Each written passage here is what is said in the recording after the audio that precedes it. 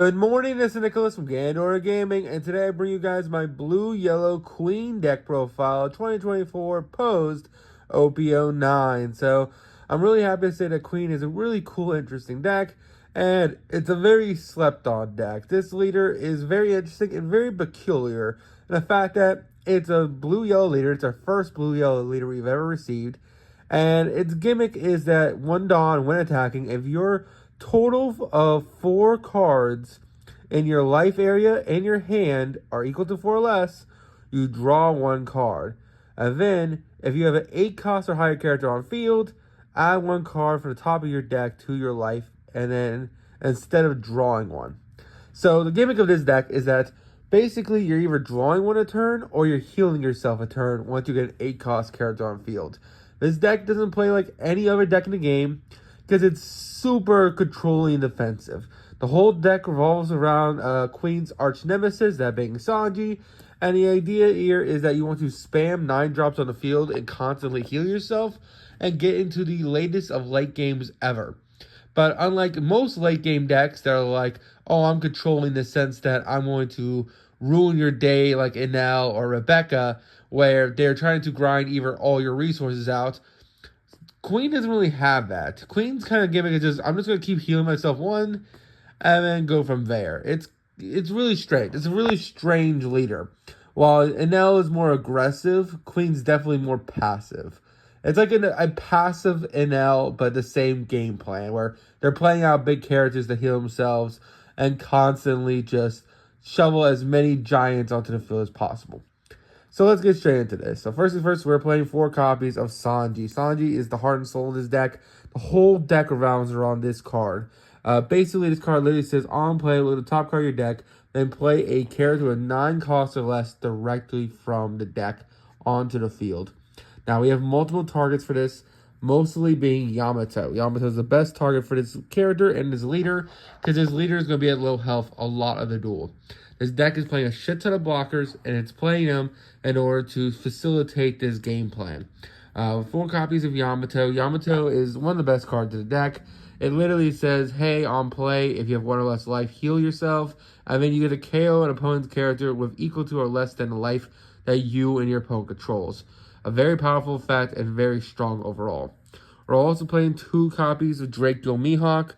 This is a pretty solid card. It's a 9/9 that you can play off Sanji, that literally says, hey, on play, target 1 character on the field, and then basically if it's 7 or less cost, bottom deck it, which is a pretty solid effect. Finally, to round up our big cost characters, we're playing 2 copies of Katakuri. Katakuri is an amazing card. On play, you may add 1 card that is basically, I believe, 8 costs or less to the opponent's life or your life. So either this card heals you or you heal your opponent by getting rid of an 8 cost character.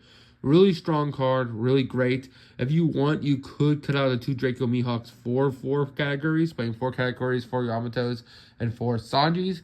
However, I personally just prefer the 2 categories and the 2 Mihawks because they have their own niche differences. Next, let's talk about the blockers. We're playing a shit ton of them. We're playing 4 copies of X-Drake. The X-Drake is one of the essential blockers because it stacks the top 5 cards in your deck on play, which is really important. Another important blocker that we're playing is 4 copies of Porcus the Ace from OP07. This card is absolutely phenomenal when it comes to stacking your life. Well, not stacking your life, but stacking your hand. Basically, this card says, hey, on play, draw 2, and then place 2 on the top or bottom of the deck in any order, allowing you to set these guys up to play off your Sanji. We're also playing 2 copies of Baby Sanji, or like Prince Sanji, whatever you want to call him. He's a blocker. The deck does revolve somewhat around triggers, and this is a pretty good trigger blocker. It's just a 2-of because we're playing a shit ton of blockers anyway. As you can see, 4, 8, 10, and we still have like, I think, another 10 to 15 blockers to go. We're also playing 2 copies of Uta because Uta is a pseudo Porcus the Ace. On your 4-dawn turn, you can just play this card, and then because your leader is multicolored, looks at the top 3, adds a card from your deck to hand, and then stacks the rest in any order, which is also really good. We're also playing 2 copies of Charlotte Pudding because Pudding is amazing. It's one of the reasons why you play blue. It's just a phenomenal card in general. And it literally just says, hey, your opponent has a big hand, shuffle their entire hand back, and now they draw until they have 5 cards. A great card, especially in a grindy game like this. Next, let's talk about our 3 cost of low cards. So that's it for 4 costs. We're playing 4 copies of Don Quixote del Flamingo. This card is basically our 3 cost version of X Drake. On play, looks at the top 5 cards of the deck, stacks them however order. We're also playing 4 copies of Namu, another card that is part of the Whitebeard Pirates, but this is from OP08. This card is also a blocker. It says draw 2, then place 2 on the top and bottom of the deck in any order, so it stacks your deck as well. This is the ace version of this character, which feels really good. We're also playing, of course, 2 copies of Capone Game Beige. It is a really solid blocker for, not blocker, but counter for this deck. It's actually the only 2K in the deck, which could be wrong, but for me, we're playing so many blockers that we're usually just going to block out no matter what, and we're usually just attacking with all our giants. So that's kind of the idea here. Capone Gauge is just the best 2K counter in the game. If you want, you could probably take out the 2 Utas or the 2 Sanjis for 2 more copies of Capone Game Beige, but that's really about it. We're also playing 3 copies of Boa Hancock and 3 copies of Brûlé. Now, these cards may not seem weird. They might seem weird in this deck. They're more blockers, but they also have the trigger aspect. So if you hit them off life, they just get played for free as free blockers, which comes up absolutely well. The whole point of this deck is that you want to constantly live on 1 life, and these guys being in your life, it just feels really, really good. We're also playing 4 copies of Duval. Duval is a really good card. He looks at the top 3 cards of your deck and then places them in any order, which feels phenomenal. And he's another 4 for the deck. So, as you can see, we have plenty of blockers. We may not have any 2Ks, but we have 4, 8, 10, 14, 18, 21, 24, 28 blockers in this deck, which is kind of insane. Like I said, this deck does not play like any other deck in the game.